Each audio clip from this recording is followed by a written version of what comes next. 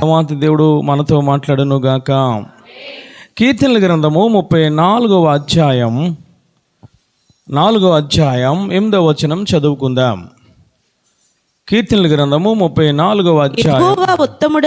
యెహోవా ఉత్తముడని రుచి చూసి తెలుసుకొనుడి. ఆయనను ఆశ్రయించు నరుడు ధన్యుడు. దావీదు గారు అంటూ ఉన్నారయ్యా, యెహోవా ఉత్తముడని రుచి చూచి తెలుసుకొనండి, ఆయనను ఆశ్రయించు నరుడు ధన్యుడు. ఆశ్రయించడం అంటే ఏమిటి? అనారోగ్యంగా ఉంటే డాక్టర్ని ఆశ్రయిస్తాం.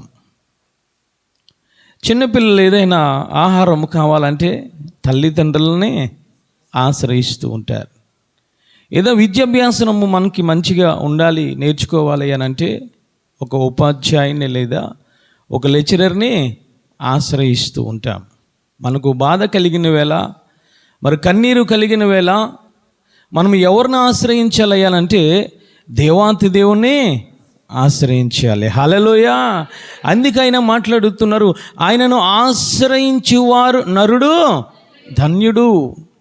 మనం ఎప్పుడు ఆశ్రయిస్తామో, ఎతటి వ్యక్తి మీద నమ్మకం ఉన్నప్పుడు ఒక మనిషిని మనం ఆశ్రయిస్తూ ఉంటాం. అంటే ఎదటి వ్యక్తి మంచివాడు, నాకు సహాయం చేస్తాడు, నా శ్రమల నుంచి ఆదరణ మాటలు నాకు కలుగ చేస్తాడని ఒక మనిషిని నమ్మినప్పుడు ఆ మనిషి దగ్గరికి వెళ్ళి మనము ఆశ్రయిస్తూ ఉంటాం. ఆ యొక్క దావీదు గారు అంటూ ఉన్నారు, అయ్యా యెహోవాను నేను రుచి చూసి తెలుసుకున్నాను. నా ఆపదలలో, నా శ్రమలలో, నా వేదనలో, నా కన్నీరులో నేను ఎవరిని ఆశ్రయిస్తూ ఉన్నానయ్యానంటే యెహోవాను ఆశ్రయిస్తూ ఉన్నాను అని ఆయన మాట్లాడుతున్నారు. ఈరోజు మనము ఎవరిని ఆశ్రయిస్తూ ఉన్నాం? అసలు ఆశ్రయించడం అంటే ఏమిటి అయ్యా అనంటే 145వ దావీదు కీర్తన 18వ వచనములో ఆయన మాట్లాడుతున్నారు.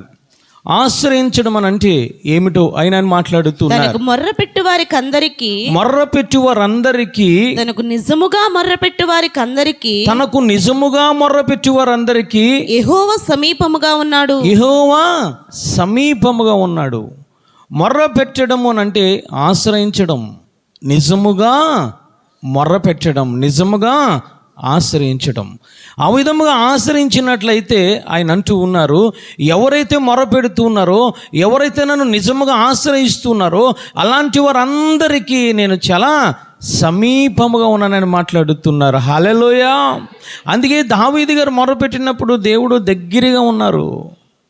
ప్రతి సమయంలోనూ కూడా దావీదు గారికి సహాయం చేస్తూ వస్తూ ఉన్నారు. అందుకని దావీదు గారు అంటూ ఉన్నారు, యెహోవాను ఆశ్రయించు నరుడు ధన్యుడు.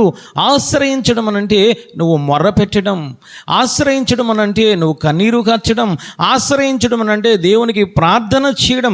ఏ విధముగా చేయాలో తెలుసా? నామకార్థంగా కాదట. ఎలా చేయాలి అనంటే నిజముగా మొర్ర పెట్టాలి. హల్లెలూయా. నువ్వు నిజముగా ఆశ్రయించాలి. ఈరోజు మనకి ఏదైనా సమస్య వస్తే ఒక అధికారి దగ్గరికి వెళ్తాం. అధికారి దగ్గరికి వెళ్ళినప్పుడు చూస్తాం, 2 రోజులు 3 రోజులు చూస్తాం. మనకు ఆ పని జరగకపోతే, మనం అనుకున్న లక్ష్యము మనము చేరకపోతే ఇంకొక అధికారి దగ్గరికి మనం ఆశ్రయిస్తాం, వెళ్తూ ఉంటాం. కానీ ఆ విధముగా కాదు, 2 మనసులతో కాదు. ఆయన అంటున్నారు, నిజముగా నాకు మొర్రపెట్టి వారందరికీ నేను ఏ విధముగా ఉంటాను అయ్యానంటే సమీపముగా ఉంటానని మాట్లాడుతున్నారు. హల్లెలూయా. ఇప్పుడు అయ్యా అనంటే 2వ దావీదు కీర్తన 8వ వచనం, జనులారా ఎల్లప్పుడు ఆయన యందు నమ్మిక ఉంచుడి, ఆయన సన్నిధిని మీ హృదయములను కుమ్మరించుడి. దేవుడు మనకు ఆశ్రయం. ఎప్పుడయ్యానంటే ఎల్లప్పుడూ కూడా ఆయన యందు నమ్మిక ఉంచాలి.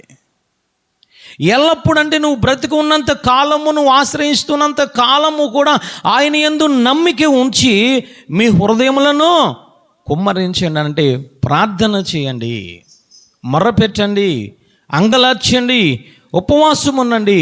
అప్పుడు మీ హృదయములను ఎల్లప్పుడూ దేవుని ఎదుట మీరు కుమ్మరిస్తూ ఉంటే అప్పుడు దేవుడు మనకు ఆశ్రయముగా ఉంటారు. హల్లెలూయా.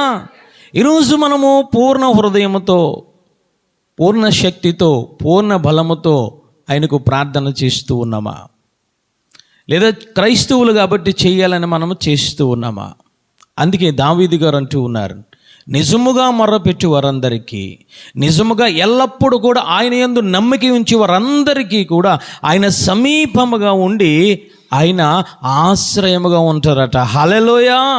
7వ వచనము చదవండి తల్లి. ఇప్పుడు నా రక్షణకు నా మహిమకు దేవుడే ఆధారము, నా బలమైన ఆశ్రయదుర్గము, నా ఆశ్రయము దేవుని యందే ఉన్నది. హల్లెలూయా.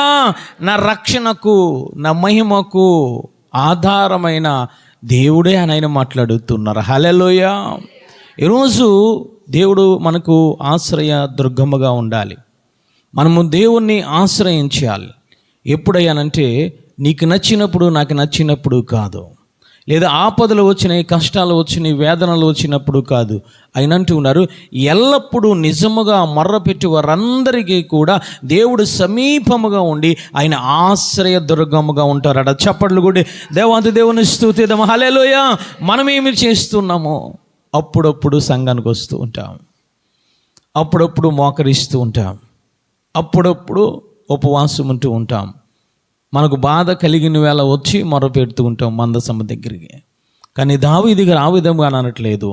ఎల్లప్పుడూ ఆయన యందు నమ్మిక ఉంచండి, ఎల్లప్పుడూ నిజముగా మీరు మొర్రపెట్టండి, అప్పుడు ఆయన సమీపముగా ఉండి మీ మొరను ఆలకించి మీకు ఆశ్రయదుర్గముగా ఉంటానంటూ ఉన్నారు. హల్లెలూయా. అబ్రహాము గారితో దేవాది దేవుడు మాట్లాడారు, ఓ అబ్రహాము, సమస్తమును విడిచిపెట్టి నేను చూపించే దేశమునకు నువ్వు బయలుదేరు అన్న వెంటనే మారు మాట మాట్లాడకుండా అబ్రహాము గారు దేవుడు చెప్పిన మాట ప్రకారముగా అన్ని విడిచి బయలుదేరాడు. ఒకనొక సమయంలో ఒకనొక ప్రదేశం దగ్గరకు వచ్చినప్పుడు దేవుడు అంటూ ఉన్నారు, అయ్యా, నువ్వు ప్రేమించిన ఏకైక నీ కుమారుణ్ణి నాకు బలిగా అర్పించు. బలిగా అర్పించమంటే మొదట దేవుని ఏ విధముగా నమ్మాడు, ఏ విధంగా ఆశ్రయించాడు అబ్రహాము. ఆ దేవుడు మాట్లాడే కొలది కూడా ఇంకా ఎక్కువ నమ్మకంలోనికి వెళ్ళిపోయాడు. ఇంకా ఎక్కువగా దేవాది దేవుని ఆశ్రయించడం మొదలుపెట్టారు. ఇంకా దేవునికి ఇంకా సమీపముగా వెళ్ళిపోవడం ప్రారంభించారు. కానీ ఒకనొక సమయంలో దేవుడు అంటూ ఉన్నారు, నేను ఇచ్చిన ఇస్సాకును నేను చూపించే ప్రదేశంలో వెళ్ళి నీవు బలిగా అర్పించు. అది ఎంత కష్టమైన మాట, అది ఎంత బాధాకరమైన మాట. ఈరోజు మనం నీ జీవితాన్ని, నీ యొక్క శరీరమును, నీ దేహమునకు ఆయనకు సమర్పించుకోమంటే చాలా బాధపడుతూ ఉన్నాం, చాలా కష్టపడుతూ ఉన్నాం. కానీ అబ్రహాము గారిని అడిగింది తన శరీరమును కాదు, తన దేహమును కాదు, ఏకైక కుమారుణ్ణి, వారసుని దేవాతి దేవుడు ఆ యొక్క బలిగా అర్పించమంటే అబ్రహాము దేవుని విడిచి వెళ్ళిపోలేదు, ఇంకా ఎక్కువగా దేవుని ఆశ్రయించడం మొదలుపెట్టారు. చప్పట్లు కొట్టి దేవాతి దేవుని స్తుతిద్దాం. హల్లెలూయా. ఇస్సాకు అంటూ ఉన్నాడు, అయ్యా, నిప్పు ఉంది, కట్టెలు ఉన్నాయి, పశువు ఏది, ఎక్కడ ఉంది అని అంటే అబ్రహాము గారు అన్న మాట ఏమిటో తెలుసా? యెహోవాయే చూచుకొనను. చప్పట్లు కొట్టి దేవాది దేవుని స్తుతిద్దాం. హల్లెలూయా. యెహోవా ఈరే, యెహోవా చూసుకుంటాడు.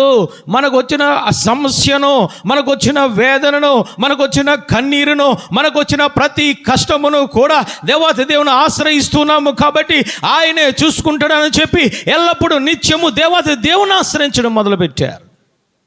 ఈరోజు మనం ఏమి చేస్తూ ఉన్నాం? ఏ విధంగా మనం ఆలోచిస్తూ ఉన్నాం? దేవాది దేవునికి సమర్పించుకోమంటే ఇంకా వెనక్కి మనం ఇంకా అడుగులు వేస్తూ ఉన్నాం. దేవాది దేవుని నిత్యము ఎల్లప్పుడు మనం ఆశ్రయించగలుగుతున్నామా? ఎప్పుడు మొరపెట్టగలుగుతున్నామా? నీ ప్రాణ ఆత్మ దేహంలో ఆయనకి సమర్పించుకోగలుగుతున్నావా? కానీ అబ్రహాము మాట్లాడే మాట ఏమిటో తెలుసా? తాను నమ్మడమే కాదు, తాను దేవుని ఆశ్రయించడమే కాదు, తాను ఎల్లప్పుడు దేవునికి సమీపంగా ఉండడమే కాదు, తనకు పుట్టిన కుమారునికి కూడా ఏమి నేర్పుతున్నాడో తెలుసా? యెహోవా ఈరే అని నేర్పుతూ ఉన్నాడు. హల్లెలూయా. యెహోవా నీకు ఆశ్రయదుర్గమని మాట్లాడుతున్నాడు. యెహోవా నీకు సహాయం చేస్తానని మాట్లాడుతున్నాడు. యెహోవాయే మనందరికీ, మన కుటుంబమునకు ఆశ్రయదుర్గమని నేర్పుతున్నాడు. ఈరోజు ఏమి నేర్పుతున్నాం మనం పిల్లలకు? మోకరించి ప్రార్థన చేయడం నేర్పుతున్నావా? కన్నీరు కార్చడం నేర్పుతున్నావా? ఉపవాసం ఉండడం నేర్పుతున్నావా? మనల్ని సృజించిన దేవాతి దేవుడు ఇదిగో మన కోసము మరణించాడు, ఆ సిలువలో మరణించాడు, ఆ ప్రతి రక్త బిందువుల ద్వారా మన పాపములు తుడిచాడు. ఆయన సమస్తము ఆయన చూసుకుంటాడు అని చెప్పి నీ బిడ్డలకు, నీకు, నీ కుటుంబ సభ్యులకి ఎప్పుడైనా చెప్పగలిగేవా? కానీ అబ్రహాం అంటూ ఉన్నాడు, యెహోవా ఈరే, యెహోవా ఈరే. దేవాతి దేవుడు అబ్రహామును ఆదుకున్నాడు. ఆ వేదన కాలంలో, ఆ గుండె పగిలిన సమయంలో, ఆ కన్నీరు వేళలో అబ్రహాముతో మాట్లాడుతున్నాడు, అబ్రహాము అబ్రహాము ఆ చిన్నవాని మీద కత్తి వేయకు. ఈరోజు అటువంటి అనుభవంలోనికి మనం వెళ్ళాలి. అందుకే దావీదు గారు అంటూ ఉన్నారు, యెహోవాను ఆశ్రయించి నరుడు ధన్యుడు. ఎప్పుడయ్యానంటే నువ్వు యెహోవాని రుచి చూచి నువ్వు తెలుసుకోవాలి. రకరకాల రుచులు చూస్తున్నావు, లోక రుచులను చూస్తున్నావు, రకరకాల రమ్యమైన వాటిని చూస్తున్నావు లోకంలో. నీకు దేవుడు ఆశ్రయదుర్గము ఉండడం లేదు. అందుకే దావీదు గారు అంటూ ఉన్నారు, దేవుడు నీకు ఆశ్రయదుర్గముగా ఉండాలనంటే నువ్వేమి చేయాలో తెలుసా? మొదట దేవుడు ఎలాంటి వాడో నువ్వు అర్థం చేసుకోవాలి. మొదట దేవుడు ఏ విధమైన కృప చూపుతున్నాడో, ఏ విధమైన మన మీద ప్రేమ చూపుతున్నాడో, ఎందుకు ఈ భూమి మీదకు వచ్చారో ఆయన కోసం నువ్వు అర్థం చేసుకుంటే, రుచి చూసి తెలుసుకుంటే, ఎల్లప్పుడూ నిత్యము ఆయనకే నువ్వు ప్రార్థన చేస్తావు. హల్లెలూయా. ఎప్పుడు ఆయనకే నువ్వు మొరపెడతావు, ఎప్పుడు ఆయనకే సమీపముగా ఉంటావు, ఎప్పుడు ఆయనను ఆశ్రయిస్తావు, మనుషులను ఆశ్రయించావు. దావీదు గారు అంటూ ఉన్నారు, మనుషులు నమ్ముకునేట కంటే యెహోవాను నమ్ముకునుట శ్రేష్టము. రాజులు నమ్ముకునేట కంటే యెహోవాను నమ్ముకునుట శ్రేష్టము. రుచి చూసి తెలుసుకున్నాడు దావీదు గారు. ఆయన అంటూ ఉన్నారు, యెహోవాను ఆశ్రయించుట ధన్యత. హల్లెలూయా. యెహోవాను ఆశ్రయించున్నాడు ధన్యుడని మాట్లాడుతున్నారు. ఆయనను ఆశ్రయిస్తే మనకు కలిగిన ధన్యత ఏమిటి అనంటే, 34వ దావీదు కీర్తన 4వ వచనము చదవండి తల్లి. 34వ దావీదు, యెహోవా యుద్ధ విచారణ చేయగా నాకు ఉత్తరం ఇచ్చెను, నాకు కలిగిన భయములన్నిటిలో నుండి ఆయన నన్ను తప్పించును. హల్లెలూయా. మొదట ఆయనను ఆశ్రయిస్తే, నువ్వు మొర్ర పెడుతూ ఉంటే ఆయన ఏమి చేస్తారయ్యానంటే, నాకు కలిగిన భయములన్నిటి నుండి ఆయన నన్ను తప్పించును. ఈరోజు మనిషి దగ్గర ధనం లేకపోవచ్చు, ఆస్తి పాస్తులు లేకపోవచ్చు, కానీ పుష్కలంగా ఏం కనబడుతుంది అనంటే భయం కనబడుతుంది.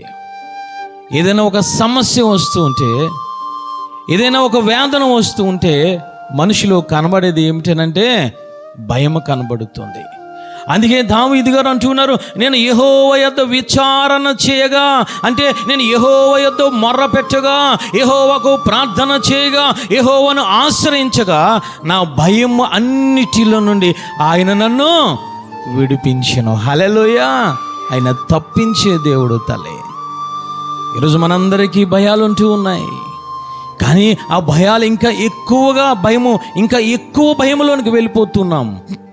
గల కారణం ఏమిటనంటే యెహోవాను ఆశ్రయించడం లేదు, యెహోవా యొద్ద విచారణ చేసే అనుభవం మన దగ్గర ఉండడం లేదు తల్లి. మార్కు సువార్త 4వ అధ్యాయం 40వ వచనం చూడండి తల్లి. మార్కు రాసిన సువార్త 4వ అధ్యాయం 40వ వచనం చదవండి.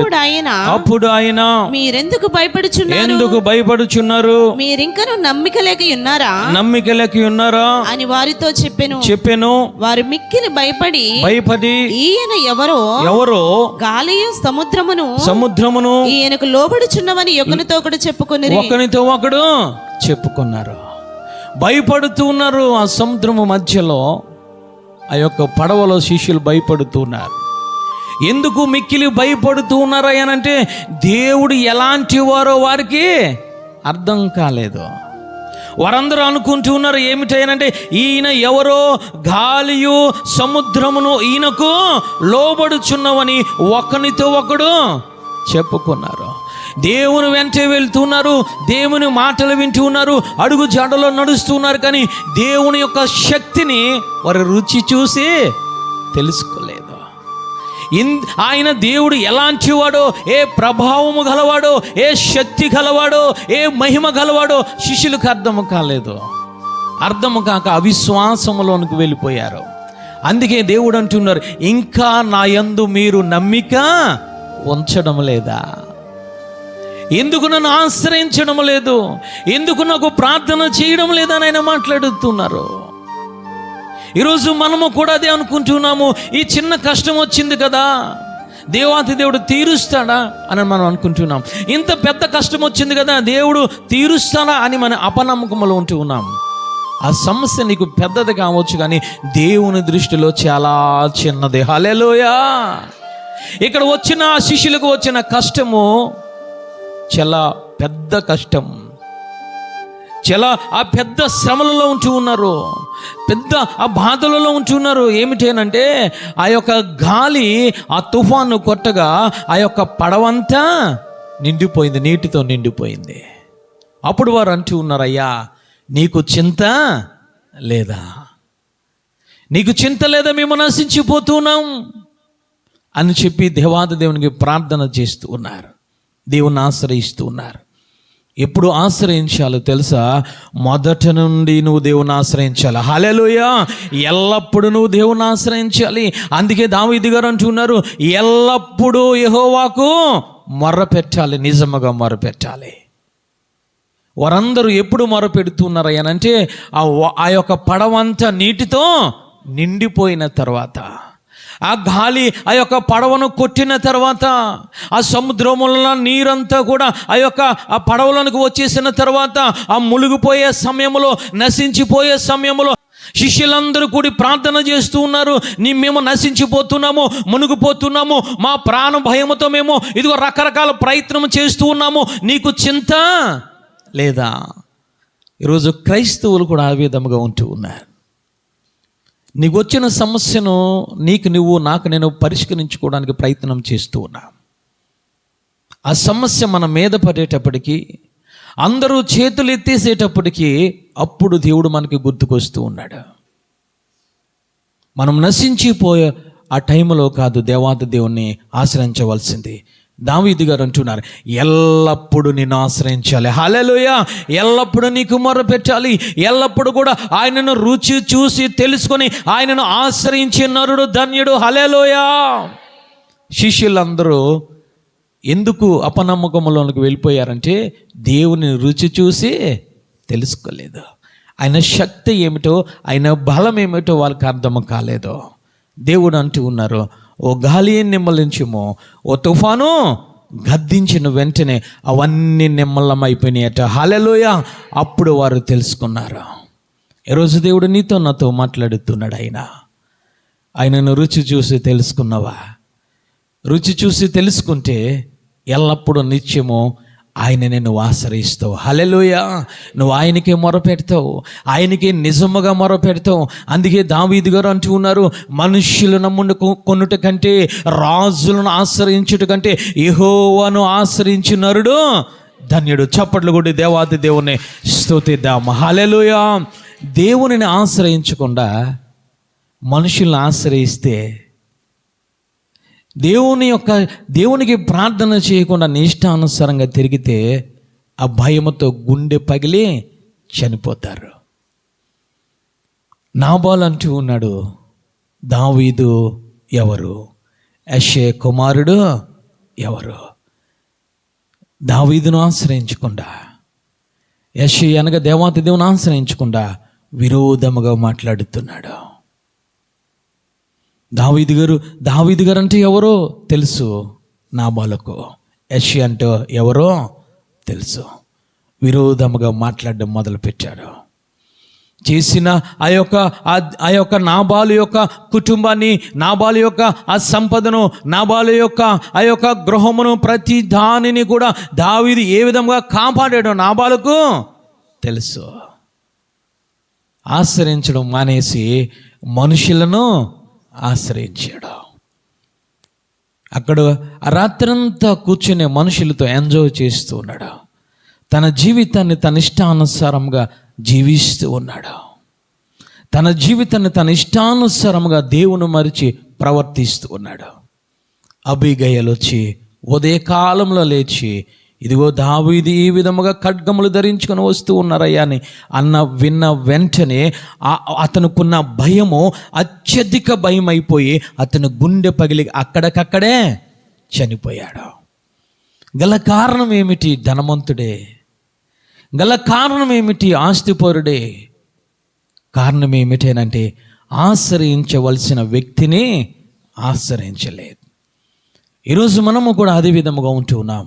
నా ఆస్తి, నా శక్తి, నా బలము అని చెప్పి మనుషులను ఆశ్రయిస్తున్నాం. ఈ లోకాన్ని ఆశ్రయిస్తున్నాం. ఈ యొక్క మనుషులను, అధికారులను ఆశ్రయిస్తున్నాం.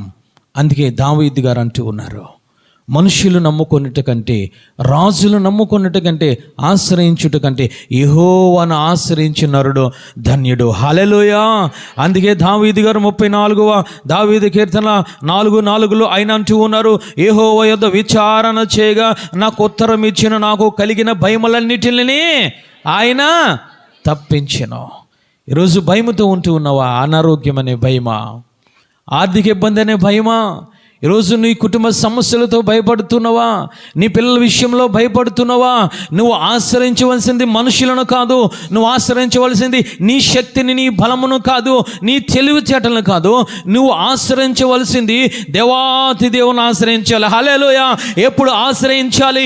ఎల్లప్పుడూ నిత్యము ఆయన దగ్గర విచారణ చేస్తూ ఉంటే ఆయన నీకు కలిగిన భయములన్నిటి నుండి ఆయన తప్పించి కాపాడే దేవుడు. హల్లెలూయా.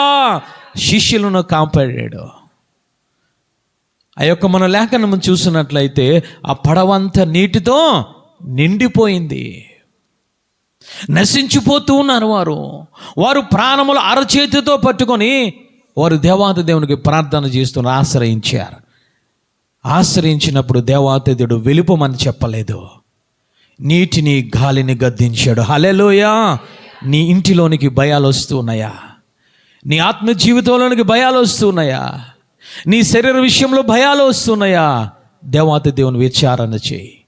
నిజముగా విచారణ చేయి. ఎల్లప్పుడూ విచారణ చేయి. ఎల్లప్పుడూ ఆయన యందు నమ్మిక ఉంచు. అప్పుడు నీ భయాలన్నిటిని ఆయన గద్దించే దేవుడు. హల్లెలూయా.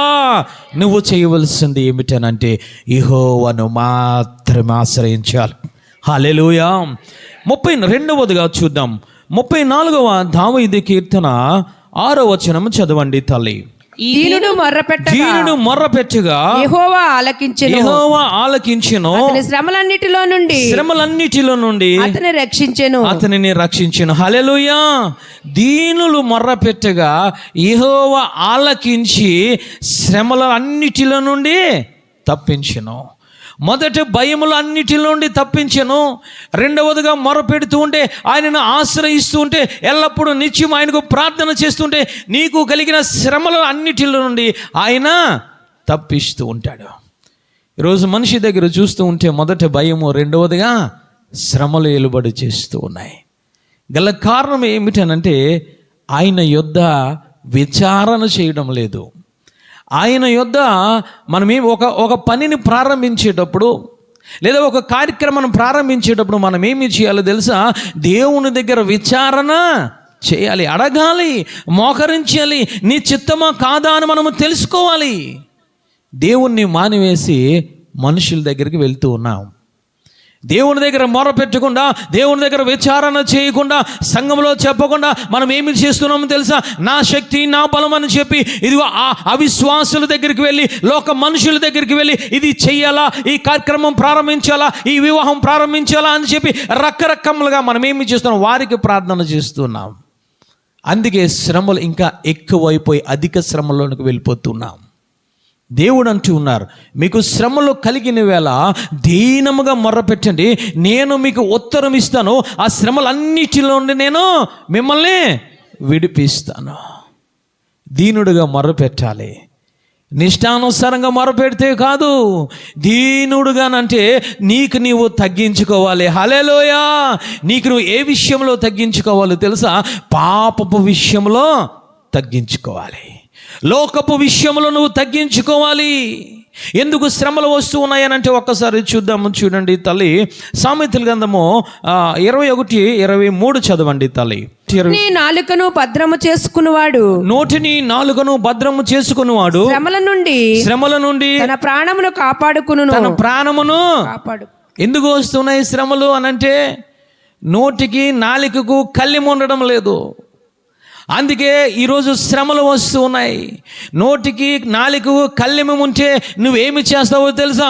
లోక మనుషులకు ప్రార్థన చేయవు, దేవునికే ప్రార్థన చేస్తావు. హల్లెలూయా. నీ నోటికి కళ్ళెం పెట్టుకో. రకరకాల మాటలు మాట్లాడుతున్నావా? దేవునికి వ్యతిరేకమైన మాటలు నీ నోటిలోంచి నీ నాలుకలోంచి వస్తున్నాయా? అందుకే శ్రమలు వస్తూ ఉన్నాయని జ్ఞాని అని సొలొమోను మాట్లాడుతున్నాడు. వాటికి కళ్ళెమ్మ పెట్టుకొని దేవుని దగ్గర మొరపెడితే, దేవుని ఆశ్రయిస్తే, దేవునికి మొరపెడితే నీ శ్రమలన్నిటిలోంచి ఆయన తప్పించే దేవుడు. హల్లెలూయా. ఒకసారి చూద్దాము. ఆదికాండము 16వ అధ్యాయం 6వ వచనం చదవండి తల్లి. ఆదికాండము 16. అందుకు అబ్రహాము ఇదిగో నీ దాసి నీ చేతిలో ఉన్నది నీ మనసు వచ్చినట్లు చేయమని శారాయితో చెప్పెను. శారాయి దాని శ్రమ పెట్టినందున ఆమె యొద్ద నుండి అది పారిపోగా ఎవరి కోసం మాట్లాడుతున్నారు అంటే హాగరు కోసం దేవుడు మాట్లాడుతున్నారు. హాగరుకు శ్రమలు ఎక్కువైపోయినాయి, పారిపోతూ ఉంది. అబ్రహాము ఆ శారాను విడిచి, అబ్రహాము శారా అనగా దేవుని సంగమునకు సాదృశ్యం. హల్లెలూయా. దేవుని యొక్క సన్నిధికి సాదృశ్యం. వారిని విడిచి పారిపోతూ ఉంది. షూరు అరణ్యంలో దేవాంత దేవుడు కనుగొన్నాడు. ఆ యొక్క శారా దాసి అయిన హాగరు, నువ్వు ఎక్కడి నుంచి ఎక్కడికి వెళ్ళిపోతున్నావు? శ్రమలు వచ్చాయని వెళ్ళిపోతున్నావా? కన్నీరు వచ్చిందని వెళ్ళిపోతున్నావా? బాధ వచ్చిందని వెళ్ళిపోతున్నావా? దేవుని సన్నిధిని విడిచి, అబ్రహామును విడిచి వెళ్ళిపోతున్నావా? నువ్వు ఇంకా దూరముగా వెళ్ళిపోతే నీ శ్రమలు ఇంకా ఎక్కువ అవుతాయి, నీ కన్నీరు ఇంకా ఎక్కువ అయిపోతుంది. నిన్ను విడిపించేవాడు ఎవరు ఉండరు, నీకోసము ప్రార్థన చేసేవారు ఎవరు ఉండరు, నీకోసము కన్నీరు కార్చేవారు ఎవరు ఉండరు. ఏమి చేయాలి ప్రభు అనంటే దేవుడు మాట్లాడుతున్నాడు. నువ్వు మొదట శారా ఇంటికి వెళ్ళి శారా చేతి కింద అణిగి మణిగి ఉండో. హల్లెలూయా. అంటే నీకు ఏర్పాటు చేసిన సంఘములోనికి వెళ్ళు, నీకు ఏర్పాటు చేసిన అభిషక్తుల దగ్గరికి వెళ్ళు, నీకు ఏర్పాటు చేసిన యాజకురాల దగ్గరికి వెళ్ళు. అక్కడ నువ్వు అణిగి మణిగి ఉండి నువ్వు ప్రార్థన చేస్తే, అణిగి మణిగి ఉండి నువ్వు కన్నీరు కారిస్తే, అణిగి మణిగి ఉండి పరిచర్యలో పాల్గొంటే, అణిగి మణిగి ఉండి ఆ సువార్తలో పాల్గొంటే, అణిగి మణిగి ఉండి ఆ వాక్య పరిచర్యలో పాల్గొని ఉంటే దేవాంతి దేవుడు నీ శ్రమల నుంచి విడిపిస్తాడు. దేవాంతి దేవుడు అంటూ ఉన్నాడు, ఓ హాగరు, నీ గర్భాన్ని నేను తెరచాను, ఇదిగో విస్తారముగా నీ సంతానమును నేను ఆశీర్వదిస్తాను అన్నాడు. చప్పట్లు కొట్టి దేవాది దేవుని స్తుతిద్దాం. హల్లెలూయా. ఆమెకు శ్రమ కలిగింది, ఆమెకు వేదన కలిగింది, ఆమెకు బాధ కలిగింది, ఆమెకు కన్నీరు కలిగింది. తన ఇష్టానుసారంగా ప్రవర్తించడం మొదలుపెట్టింది. ఈరోజు ఎందుకు వస్తూ ఉన్నాయి శ్రమలో, కన్నీరులు అంటే నీ ఇష్టానుసారంగా, నా ఇష్టానుసారంగా ప్రవర్తిస్తూ ఉన్నాం. దేవుని మందసమును విడిచి, దేవుని యొక్క బలిపీఠమును విడిచి, నోరు సరిలేక, ప్రవర్తన సరిలేక, ఆలోచన సరిలేక, తలంపులు సరిలేక ఇష్టానుసారంగా మనము తిరుగుతున్నాం. ఈరోజు అలాంటి వారి కోసం దేవుడు మాట్లాడుతున్నారు. నువ్వు నిజముగా ఆయనకు మొరపెడితే, నిజముగా ఆయన ఆశ్రయిస్తే, నిజంగా ఆయన యందు నమ్మిక ఉంచి ఎల్లప్పుడూ కూడా దీనత్వములకు వచ్చి మొరపెడుతూ ఉంటే ఆయన నీ శ్రమలన్నిటిలో నుంచి తప్పించే దేవుడు. చప్పట్లు కూడా దేవాది దేవుని స్తుతిద్దాం. హల్లెలూయా. ఏమి చేస్తుంది హాగరయ్య అంటే, దేవుడు మాట్లాడిన తర్వాత, ఎవడో నువ్వు ఇలా మాట్లాడుతున్నావు, నాకు శ్రమ వచ్చింది, నాకు వేదన వచ్చింది, మళ్ళీ నువ్వు అక్కడికి వెళ్ళమంటున్నావేంటి, రకరకాలుగా మాట్లాడుతున్నావేంటి అని ఎదిరించలేదు. ఆమె దేనిలోనికి వచ్చిందో తెలుసా? దీనత్వంలోనికి వచ్చింది. హల్లెలూయా. తనకు తను తగ్గించుకుంది, దేవుని మాటను గౌరవించడం మొదలుపెట్టింది, అబ్రహామును గౌరవించడం మొదలుపెట్టింది, శారాను గౌరవించడం మొదలుపెట్టింది. ఆ యొక్క శారా ఇంటికి నడుచుకుంటూ తన మార్గమును మార్చుకొని వెళ్ళిపోయింది. హల్లెలూయా. అందుకే దేవాతి దేవుడు అంటూ ఉన్నారు, నీ కుమారుడికి కూడా నేను పేరు పెడుతూ ఉన్నాను. హల్లెలూయా. నిన్ను శ్రమల నుంచి తప్పించడమే కాదు, నీ కుమారుడికి పేరు పెట్టి అతనికి కలిగిన శ్రమలన్నింటిలోంచి కూడా నేను తప్పించి విస్తరిస్తానంటూ ఉన్నాడు. హల్లెలూయా. ఆశీర్వదిస్తానని దేవాది దేవుడు మాట్లాడుతున్నాడు. ఈరోజు ఆశ్రయిస్తూ ఉన్నావా? మొరపెడుతూ ఉన్నావా? నీ మాట, నీ నాలుక, నీ ప్రవర్తన, నీ తలంపు సరిగా ఉంటే, దేవుని సన్నిధిలోనికి వచ్చి మోకరించి ప్రార్థన చేస్తూ ఉంటే, విన్న వాక్యానుసారంగా నువ్వు నడుస్తూ ఉంటే, దేవుని చేతుల క్రింద నువ్వు ఉంటే, దేవుడు అంటూ ఉన్నారు, అలాంటి వారిని నేను శ్రమల నుంచి నేను తప్పించే దేవుడు అని అంటూ ఉన్నాడు. హల్లెలూయా. ఈరోజు మనం ఏ విధముగా ఉంటూ ఉన్నాం? నా ప్రవర్తన నాదే, నా ఆలోచన నాదే, నా విధానము నాదే, నా నడత నాదే అని మనం పరిగెడుతున్నాము. సంఘాన్ని విడిచి, సహవాసన విడిచి, దానివల్ల నీకు ప్రయోజనం లేదు. అందుకే దేవుడు అంటూ ఉన్నారు, యెహోవా ఉత్తముడని రుచి చూసి తెలుసుకుని ఆయనను ఆశ్రయించిన నరుడు ధన్యుడు. మొదట రుచి చూసి తెలుసుకున్నారు శిష్యులు, వారికి కలిగిన భయములన్నిటి నుంచి దేవాది దేవుడు తప్పించాడు. హల్లెలూయా. రుచి చూసి తెలుసుకున్నది హాగరు, తనకు కలిగిన శ్రమలన్నిటి నుంచి దేవాది దేవుడు తప్పించాడు. హల్లెలూయా. అందుకే దావీదు గారు అంటూ ఉన్నారు, మనుషులు నమ్ముకునేట కంటే, రాజులు నమ్ముకునేట కంటే, వారిని ఆశ్రయించుట కంటే యెహోవాను ఆశ్రయించిన వాడు ధన్యుడు. హల్లెలూయా. మూడవదిగా చూసి మనము ముగించుకుందాము తల్లి. 34వ దావీదు కీర్తన 19వ వచనము చదవండి తల్లి. 19వ వచనం. నీతిమంతునికి కలుగు ఆపదలు, నీతిమంతులకు కలుగు ఆపదలు అనేకములు, వాటి అన్నిటిలో నుండి యెహోవా వానిని విడిపించును. ఎప్పుడు విడిపిస్తారయ్యానంటే, నిజముగా ఆయనకు మొరపెట్టినప్పుడు, ఎల్లప్పుడూ ఆయన యందు నమ్మిక ఉంచినప్పుడు, ఎల్లప్పుడూ రుచి చూసి తెలుసుకున్నప్పుడు, యెహోవాకు దీనత్వంలోనికి వచ్చి ఆయనకు మొరపెట్టినప్పుడు ఆయన ఆపదల నుంచి విడిపిస్తాడు. మొదట యెహోవాను ఆశ్రయించడం వల్ల భయము నుంచి విడిపిస్తారు. రెండవదిగా యెహోవాను ఆశ్రయించడం వల్ల ఆ శ్రమల నుంచి విడిపిస్తారు. మూడవదిగా యెహోవాను ఆశ్రయించడం వల్ల నీకు కలిగిన ఆపదలన్నిటి నుంచి విడిపిస్తారు. చప్పట్లు కూడా దేవాది దేవుని స్తుతిద్దాం. హల్లెలూయా. ఈరోజు ఆయనను మనం ఆశ్రయించడం నేర్చుకోవాలి. నేను నీతిమంతుడండి, నాకు ఎందుకు వస్తున్నాయి ఆపదలు అనుకుంటున్నావేమో. దేవుడు అంటూ ఉన్నారు, నీతిమంతులకు కలుగు ఆపదలు 1, 2 కాదు, అనేకములు వస్తాయట. కానీ వాటిలన్నిటి నుంచి తప్పించేవాడు ఎవరయ్యానంటే యెహోవాయే. హల్లెలూయా. వస్తూ ఉంటాయి. నీతిమంతుడు ఎవరయ్యానంటే, దేవుని నమ్మిన ప్రతివాడు నీతిమంతుడే. రక్షణ పొందినవాడు ప్రతివాడు నీతిమంతుడే. అందుకే అబ్రహాము గారి కోసం మాట్లాడుతున్నారు. అబ్రహాము దేవుని నమ్మెను, అతనికి నీతిగా ఎంచబడెను. నమ్మితే నీవు సరిపోతుందా? ఈరోజు మనమందరం ఇక్కడ దేవుణ్ణి నమ్మాం, మనమందరం నీతిమంతులు అనుకుంటూ ఉన్నాం. అబ్రహాము గారు చేసింది ఏమిటో తెలుసా? మొదట విడిచిపెట్టుకోమంటే విడిచిపెట్టుకున్నాడు. విడిచిపెట్టుకొని ఏమి చేశాడు తెలుసా? ఆయన తన శరీరమును, తన ప్రాణమును, తన దేహమును దేవునికి సమర్పించాడు.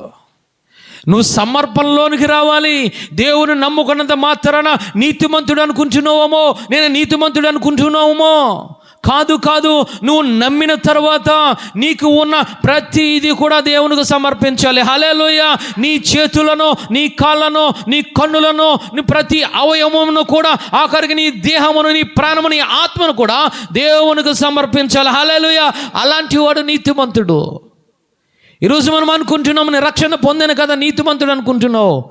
నీ కాళ్ళలో ఉన్న ఆ చెడు నడతంతా నీ దగ్గర ఉంటుంది. ఆ కళ్ళల్లో ఉన్న వ్యర్థమైన వాటి అన్నీ నేను చూస్తూనే ఉంటాను. నేను నీతిమంతుడు అనుకుంటూ ఉన్నాను. అది కాదు. నీతిమంతుడు అంటే ఎవరయ్యానంటే, రోమీలు రాసిన పత్రిక 6వ అధ్యాయము 13వ వచనము చదవండి తల్లి. నీతిమంతులకు కలుగు ఆపదలు అనేకములు వాటి నుంచి తప్పిస్తారు. ఎవరు నీతిమంతులు అంటే 6వ అధ్యాయము 13వ వచనము చదవండి. చదువమ్మా. మీ అవయవములను దుర్నీతికి సాధనములుగా పాపమునకు అప్పగింపకుడి. అయితే మృతులలో నుండి సజీవులమనుకొని మిమ్మును మీరే దేవునికి అప్పగించుకొనుడి. మీ అవయవములను నీతికి సాధనములుగా దేవునికి అప్పగించుకొని చప్పట్లు కూడా దేవాది దేవుని స్తుతిద్దాం. హల్లెలూయా. నీ యొక్క అవయవములను ఒకప్పుడు దుర్నీతికి సాధనములుగా ఉపయోగించు. నీ నోటికి దుర్నీతికి సాధనములుగా, నీ చూపులు, నీ నడతలు, నీ చేష్టలు, నీ ప్రవర్తన అంతా ఒకప్పుడు దుర్నీతికి సాధనములుగా ఈ లోకానుసారంగా నువ్వు నడిచావు.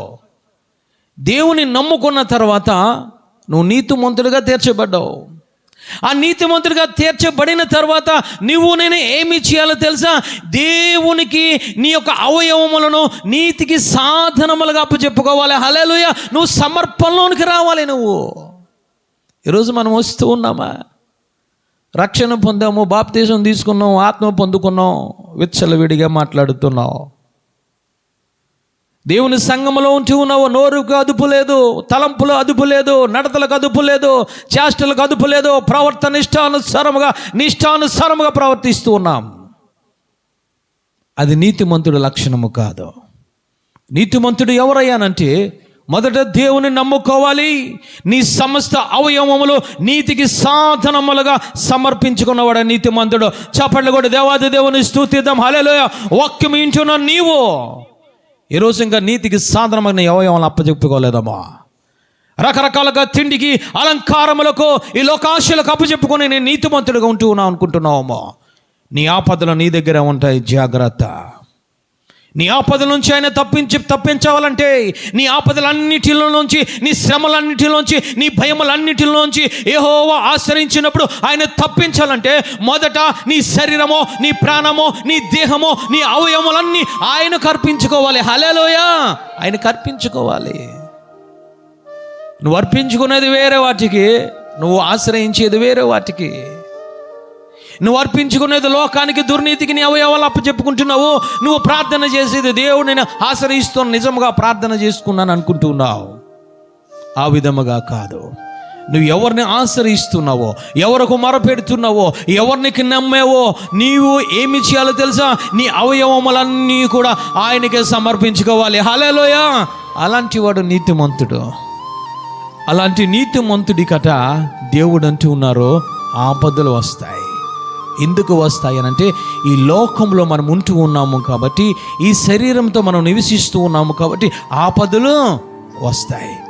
కానీ దేవుడు అంటూ ఉన్నారు, ఆ వచ్చిన ఆపదలన్నిటిలో నుంచి ఒక్కటి కూడా మిగలకుండా అన్నిటి నుంచి తప్పించే బాధ్యత నా మీద ఉందని మాట్లాడుతున్నారు. హల్లెలూయా.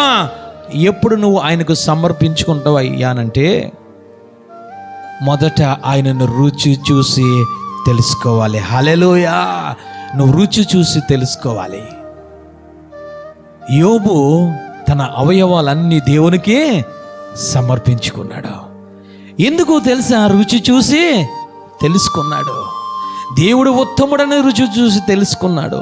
దేవుడు న్యాయవంతుడు, దేవుడు యథార్థవంతుడు అని రుచి చూసి తెలుసుకొని దేవుని యందు భయభక్తులు కలిగి ఉండి తన శరీరమును, ప్రాణమును, దేహమును, అవయవాలన్నిటిని దేవునికి సమర్పించుకున్నాడు. హల్లెలూయా. నీతిమంతుడైన యోబుకు ఆపదలు కలగలేదా? శ్రమలు కలగలేదా? వేదన కలగలేదా? దేవుడు ఎందుకు తప్పించాడు అనంటే ఆ యొక్క యోబు ఎవరిని ఆశ్రయించాడు అనంటే దేవుని మాత్రమే ఆశ్రయించాడు. హల్లెలూయా. ఆశ్రయించడమే కాదు, తన అవయవములన్నీ దేవునికి సమర్పించుకున్నాడు. యోబు గారు అంటూ ఉన్నారు, కన్యకను నా కళ్ళతో నేను ఏ విధముగా నేను చూస్తాను, మూర్ఖపైన మాటలు నా నోటిలోంచి ఏ విధముగా వస్తాయి. తన శరీరమును, తన ప్రాణమును, తన దేహమును దేవునికి సమర్పించుకున్నాడు. అందుకే యోబును రెండంతలుగా ఆశీర్వదించాడు. హల్లెలూయా. మొదటి దానికన్నా ఎక్కువగా యోబును ఆశ్రయించాడు. ఆపదలన్నిటిలోంచి తప్పించడమే కాదు, దేవుడు రెండంతలుగా యోబును ఆశీర్వదించడానికి గల కారణం ఏమిటనంటే, యోబు నీతిమంతుడిగా కనబడ్డాడు, దేవునిని మాత్రమే ఆశ్రయించాడు. హల్లెలూయా. ఈరోజు నువ్వు ఆశ్రయించాలి. నీకు కలిగిన ఆపదల నుంచి ఆయన తప్పించాలనంటే నీవు నీ కుటుంబం అంతా కూడా దేవునికి సమర్పణలోనికి రావాలి. నీ అవయవములన్నీ ఆయనకు అర్పించుకోవాలి.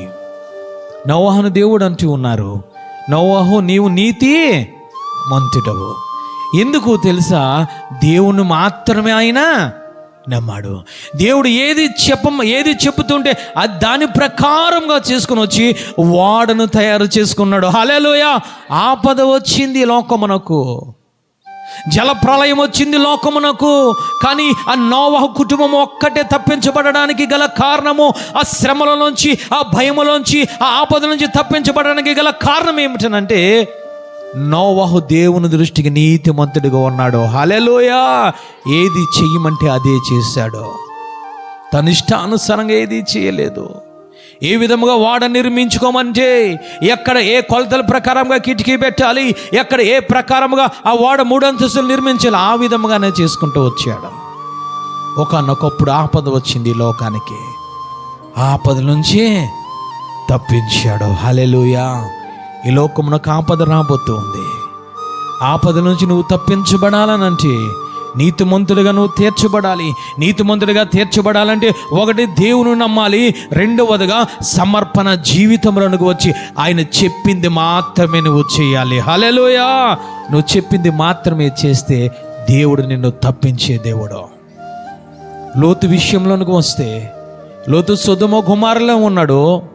లోతు అనంట సొదొమ గొమొర్రాలో ఆ యొక్క రకరకముల పాపక్రియలన్నీ ఏమి చేస్తున్నాడంటే చూస్తూ ఉన్నాడు, వింటూ ఉన్నాడు. అంటే తన కళ్ళను, తన చెవులను, తన ప్రవర్తనను ఎవరికి అప్పచెప్పుకున్నాడయ్యానంటే, ఎవరికి సజీవ యాగముగా లోతు దేవునికి సమర్పించుకున్నాడు. హల్లెలూయా.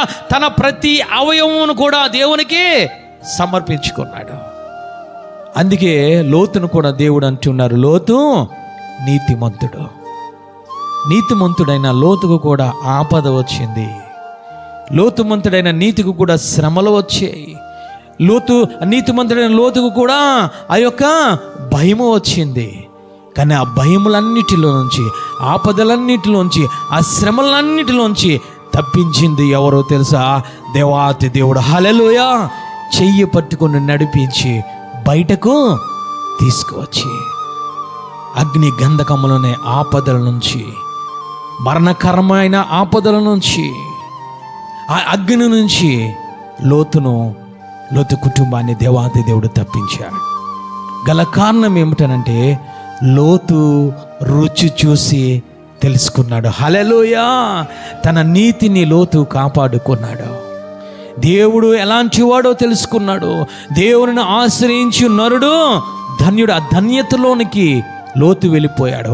ఆ ధన్యతలోనికి నోవాహు వెళ్ళిపోయాడు. ఆ ధన్యతలోనికి మన భక్తులందరూ వెళ్ళిపోయారు. కాబట్టి దేవాతి దేవుడు కలిగే ఆపదలన్నిటిలోంచి తప్పించుకొచ్చాడు. హల్లెలూయా. ఈరోజు ఈ లోకానికి ఆపద రాబోతుంది.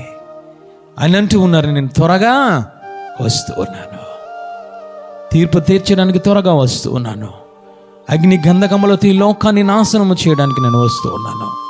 ఈ ఆపద నుంచి నువ్వు తప్పించబడాలంటే మొదట ఆయనను ఆశ్రయించడం మనం నేర్చుకోవాలి.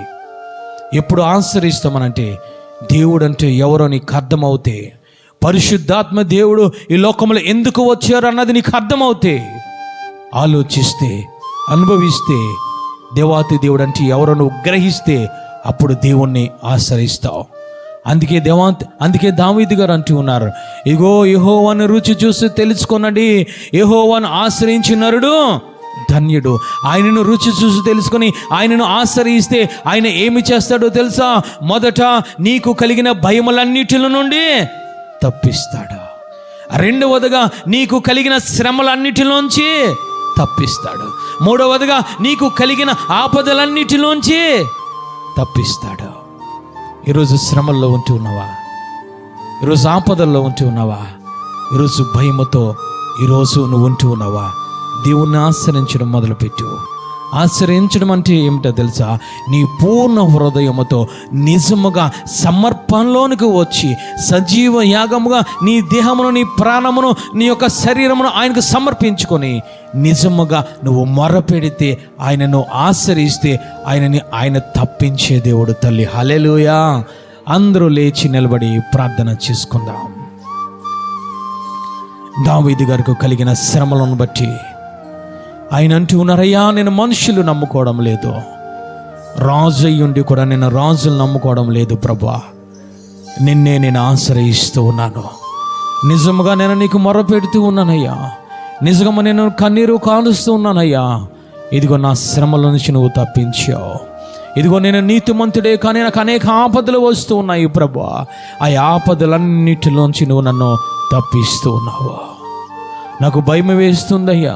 ఆ భయములన్నిటిలోంచి ఆ శ్రమలు వస్తున్నాయి. ఆ శ్రమలన్నిటిలోంచి కూడా నువ్వు నన్ను తప్పించి కాపాడుతున్నావు ప్రభా. ప్రార్థన చేస్తూ ఉన్నాడు తల్లి. ఈరోజు నీకు శ్రమ వచ్చినప్పుడు, ఆపద వచ్చినప్పుడు, ఈరోజు భయాలు వచ్చినప్పుడు ఎవరిని ఆశ్రయిస్తున్నావు? దేవునికి మొరపెట్టగలుగుతున్నావా? నిజంగా కన్నీరు కార్చగలుగుతున్నావా? ఒక హాగరు అన్యురాలు తల్లి దేవాతి దేవుడు మాట విని తనకు తను తగ్గించుకొని దీనత్వంలోనికి వచ్చి ఆ యొక్క శారా చేతి కిందకు వచ్చింది.